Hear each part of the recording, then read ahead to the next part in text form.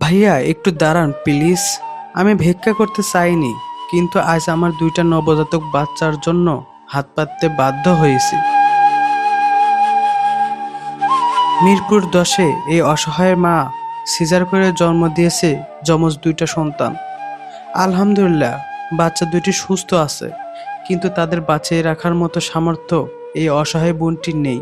যে বয়সে নবজাতকদের থাকার কথা ছিল নরম বিছানায় আর মায়ের আদরে, ভাগ্য নির্মম পরিহাসে তাদের আজ থাকতে হচ্ছে ধুলোবালি মাখা পিচঢালা রাস্তার উপরে। সিজারের শিলায়ের ব্যথা শুকানোর আগেই পেটের দায়ে আর সন্তানদের এক ফোঁটা দুধের আশায় তাকে পথে নামতে হয়েছে।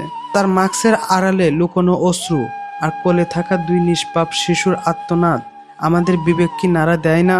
আমরা হয়তো প্রতিদিনই হাজার হাজার টাকা অপ্রয়োজনে খরচ করি, কিন্তু আমাদের সামান্য কিছু সাহায্যই পারে এই দুটি প্রাণকে সুন্দরভাবে বাঁচিয়ে রাখতে, একজন মায়ের শূন্য আঁচল পূরণ করতে।